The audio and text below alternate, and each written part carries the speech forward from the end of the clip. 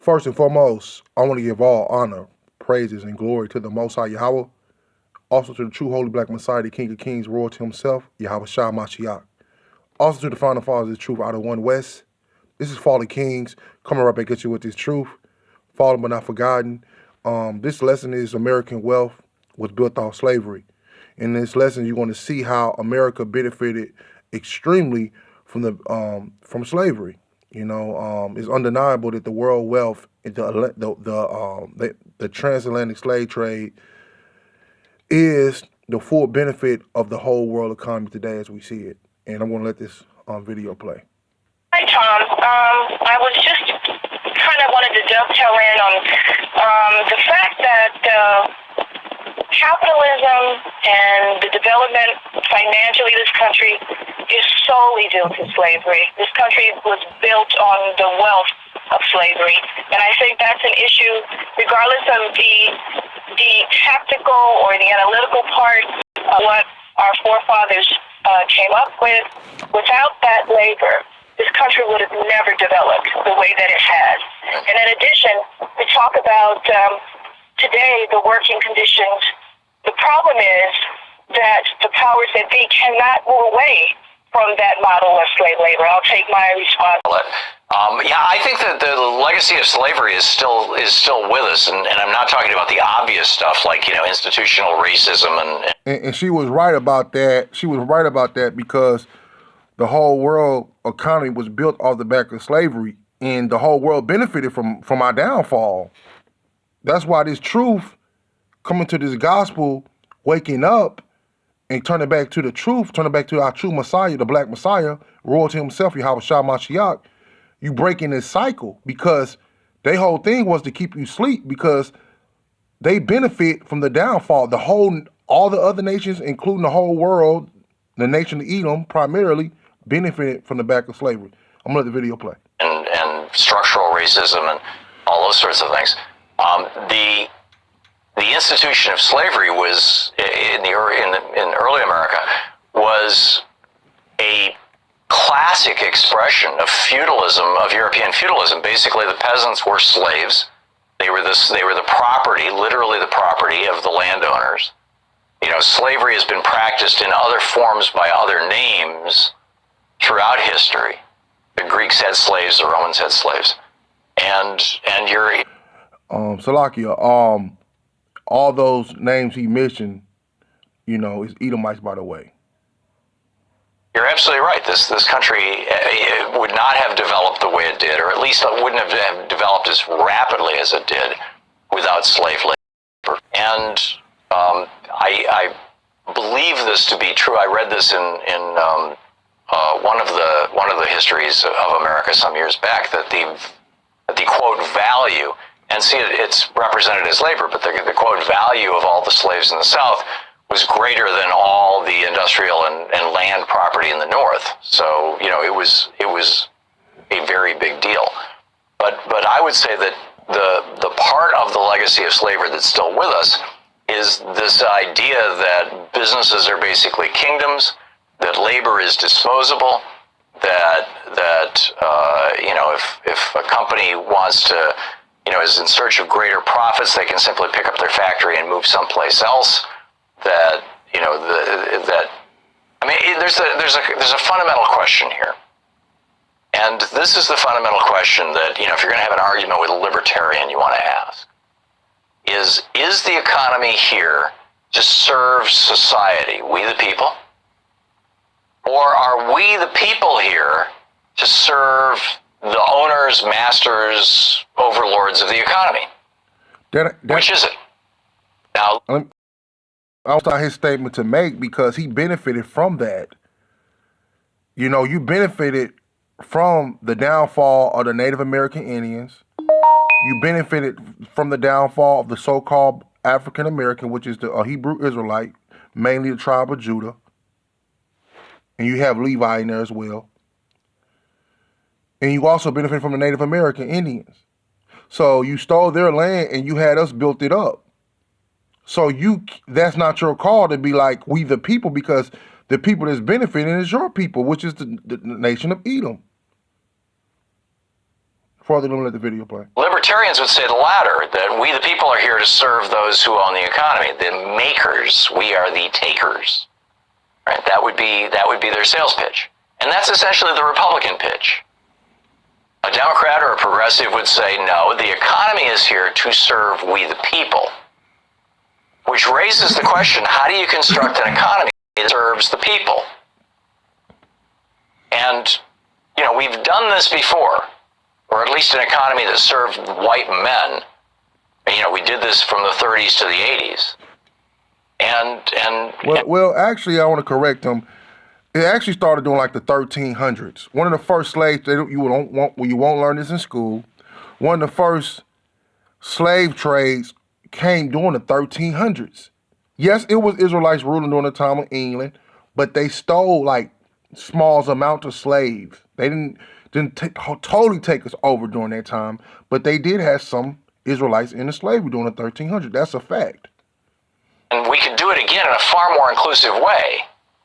And you do that by shifting power away from basically the feudal lords, the slave owners, the whatever. They won't do that because for you to shift power, meaning you have to give everything that you had back over to the Israelites.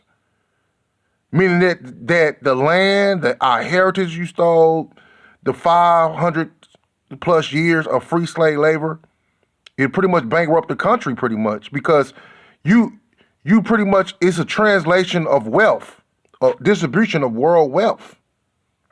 And then it's not even talking about all the millions and all, I can't even count. I don't know if it's millions, but it's countless inventions that we made. I'll say it was countless inventions, I would say, rather than millions. But I will say the millions of dollars and millions and billion dollars of revenue that comes from those inventions.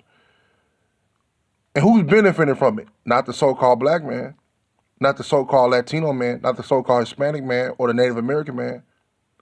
So in order for you to say you want to switch power, meaning that you're going to have to get this country back to Native American Indians, which you're not going to do, and you have to generate and translate the world wealth, which you're not going to do. Comparison you want to make to the people, so that they're no longer slaves and serfs. They have some say in things. You can do this with economic co-ops. You do this with unions. You do this with labor-friendly policies like, paid time off. In other words, setting the rules of the game by having government regulate the game. You can't exploit people. But see, the government was the one that benefited from the slavery, and they was the one who legalized slavery in the first place. So you talking about that same government that enslaved us. And it's one of the heavy speeches that Dr. King made was right before leading up to his assassination was the Poor People Campaign. And I'm going to do a video on that here soon, where they was giving millions of acres of land and federal subsidies to these foreigners from Europe. So the government they hand in it completely because the simple fact that they benefited from that. They benefited from that because today the black man can't even get a credit card. You know what I mean? So it's like, it's just twisted up. Anyway, let me get this is the book of Joel, chapter 3.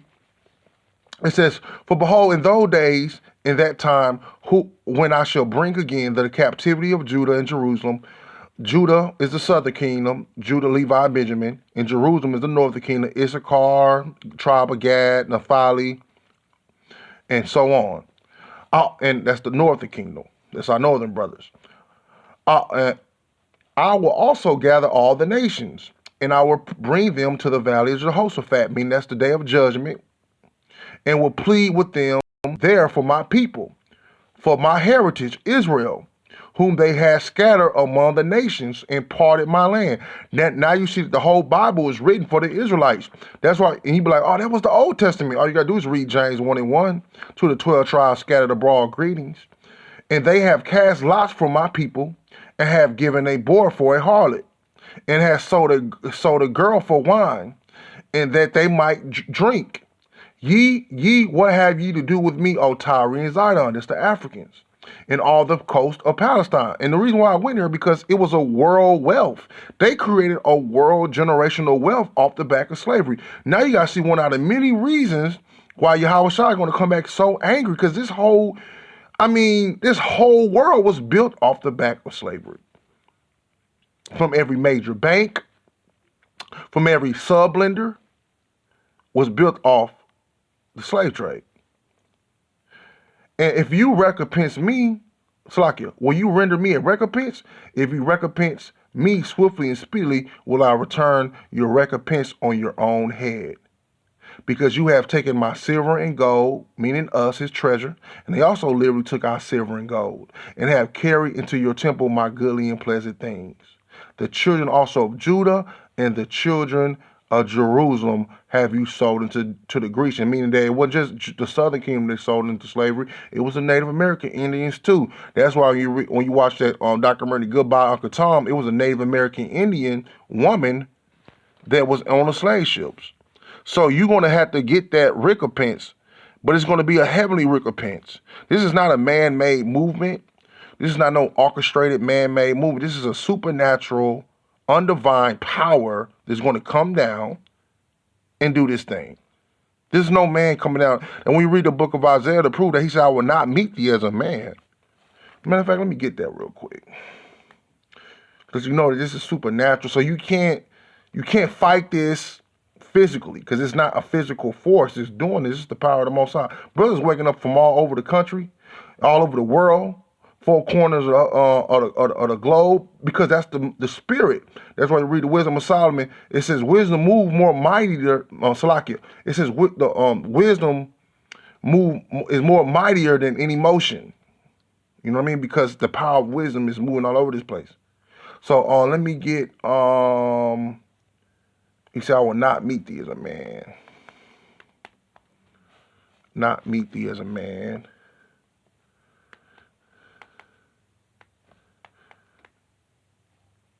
I'm going to read this real quick and I'm going to close it out. Isaiah,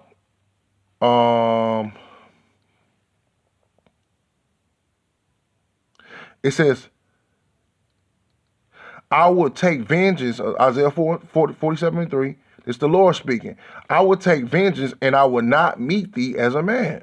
Meaning, Lord, he's not coming back. He's not coming back like how he was at first. You know what I mean? He's not coming back as a lamb. He's coming back as a supernatural force. And that's a force to be reckoned with that's not of this world. First and foremost, I want to give all honor, praise, and glory to the Most High Yahweh. Also to the true Holy Black Messiah, the King of Kings, Lord himself, Yahweh Shai. Also to the Final Father, the truth out of one West. This is Father Kings coming right back at you with the truth, fallen but not forgotten. Shalom.